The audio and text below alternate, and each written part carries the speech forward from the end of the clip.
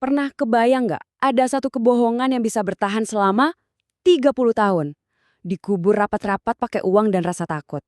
Nah, hari ini kita bakal bongkar kebohongan itu. Sebuah cerita yang diadaptasi dari novelnya Terelie yang provokatif banget. Teruslah bodoh, jangan pintar. Ini cerita tentang ingatan, kekuasaan, dan sebuah kebenaran yang nolak buat mati. Nah, ini dia. Satu pertanyaan yang memulai semuanya. Kelihatannya sederhana banget kan? Cuma pertanyaan biasa di ruang sidang. Tapi jangan salah, pertanyaan inilah yang ngeruntuhin dinding waktu dan membuka lagi luka yang udah terkubur selama 3 dekade. Inilah pusat dari semua cerita kita. Coba deh, bayangin situasinya. Sebuah ruangan steril, ukurannya cuma 3 kali 6 meter, AC-nya dingin banget, suasananya sepi, cuma kedengeran detak jam dinding. Ruangan ini rasanya terlalu kecil, terlalu biasa, buat sebuah kesaksian yang bakal nentuin banyak hal. Tapi ya disinilah, 30 tahun kemudian, masa lalu itu akan diadili lagi. Dan inilah saksi kunci kita, Ahmad. Kalau dilihat dari umurnya, ya sekitar pertengahan 40-an lah. Tapi wajahnya kelihatan jauh lebih tua. Capek, kayak terbebani banget sama ingatan selama puluhan tahun. Dia datang ke sini tuh bukan atas kemauannya sendiri loh. Dia dipanggil sama para aktivis buat bersaksi ngelawan perusahaan tambang raksasa. Jadi buat Ahmad, ini bukan cuma soal izin tambang. Ini soal utang masa lalu yang harus dia lunasin. Oke, sekarang ayo kita putar balik waktu. Kita mundur jauh ke belakang, ke hari yang ngubah segalanya. Hari di mana tawar yang anak-anak tiba-tiba berhenti dan digantikan sama kepanikan dan duka yang mendalam. Nah, kira-kira beginilah suasananya hari itu. Rame, seru. Sekelompok anak laki-laki lagi senang-senangnya abis menang semifinal bola antar kampung. Mereka lari-larian, teriak-teriak jurus andalan mereka, terus biur, lompat ke kolam bekas tambang dengan gembira. Bener-bener energi masa muda yang polos dan tanpa beban sama sekali. Di dalam air, keseruannya lanjut. Mereka main bola air, ketawa-ketawa di bawah panasnya matahari. Ada Ahmad, Badrun, Mukti, dan teman-teman mereka yang lain. Sampai akhirnya tercipta gol dan mereka sorak-sorai lagi. Mereka sama sekali nggak tahu kalau itu adalah gol terakhir yang mereka rayain bareng-bareng. Terus, tiba-tiba suasananya berubah total. Di tengah asyiknya main, ada satu anak yang sadar. Kok kayak ada yang kurang? Pertanyaan itu ngegantung di udara. Langsung bikin semua tawa berhenti. Mereka saling lihat, panik, nyari-nyari. Badrun, teman mereka, udah hilang di bawah permukaan air biru yang tadinya kelihatan asyik banget. Nah, yang menarik dari sini adalah, coba lihat betapa cepatnya semua ini terjadi dan langsung ditutup. Kurang dari 24 jam. Sebuah tragedi besar langsung disimpulin gitu aja. Badrun ketemu, polisi datang, kasus ditutup. Alasannya simpel, kram. Ini tuh contoh klasik banget gimana cerita resmi dibentuk secepat kilat buat ngelindungin kepentingan yang lebih besar.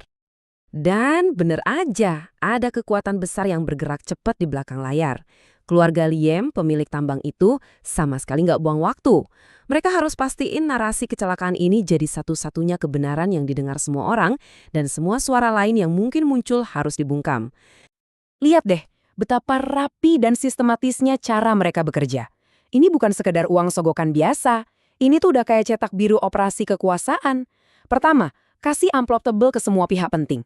Terus, investigasinya diambil alih sama polisi provinsi. Jadi, polisi lokal nggak bisa ngapa-ngapain lagi. Tentara juga datang. Bilangnya sih mengamankan, padahal ya buat nakut-nakutin wartawan. Puncaknya, ancaman langsung ke keluarga Ahmad. Buat mastiin ingatan soal lubang tambang itu ikut terkubur bareng jasadnya Badrun. Oke, kita balik lagi ke ruang sidang masa kini. 30 tahun udah berlalu, dan Ahmad akhirnya berani bicara. Tapi lawannya sekarang bukan lagi sekedar pekerja tambang atau pejabat lokal. Lawannya adalah Hotma Cornelius, seorang pengacara legendaris yang disewa sama perusahaan itu.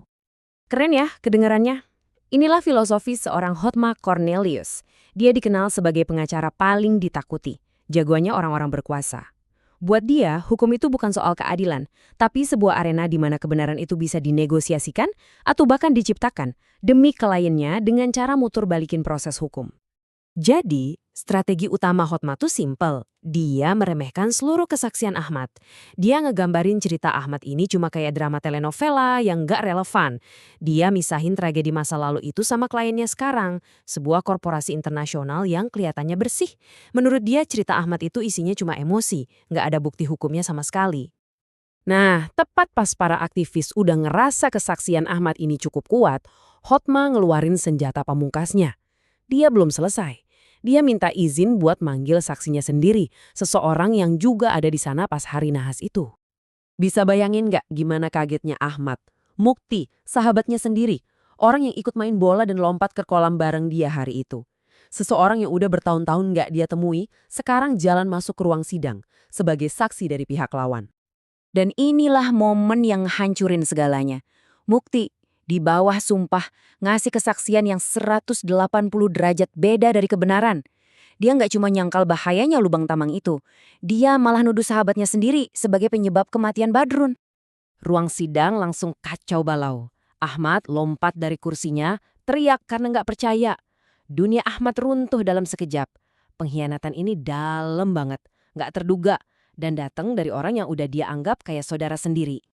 Dengan kesaksian palsu dari Mukti, Hotma Cornelius sekarang punya semua amunisi yang dia butuhin. Dia dengan lihainya langsung merangkai sebuah narasi baru, sebuah kebenaran alternatif yang pastinya jauh lebih nyaman buat kliennya. Dan inilah puncak manipulasinya. Sejarah ditulis ulang di depan mata kita. Hotma ngebalikin semuanya. Dia bilang, Badrun tenggelam bukan karena lubangnya bahaya, tapi karena diserang Ahmad. Nggak ada otopsi kan? Berarti nggak ada bukti buat ngebantah. Terus, kebaikan Ahmad sama neneknya Badrun selama ini, itu bukan karena kasihan, tapi karena rasa bersalah. Ujung-ujungnya, Ahmad yang datang sebagai saksi korban buat nyari keadilan, malah digambarin sebagai pembunuh. Gila, korban diubah jadi pelaku. Kisah ini ninggalin kita dengan satu pertanyaan yang bikin resah. Cerita Ahmad nunjukin betapa rapuhnya kebenaran kalau udah berhadapan sama uang dan kekuasaan. Kalau ingatan aja bisa dibeli dan sejarah bisa ditulis ulang di ruang sidang, lalu apa arti perjuangan kita buat keadilan?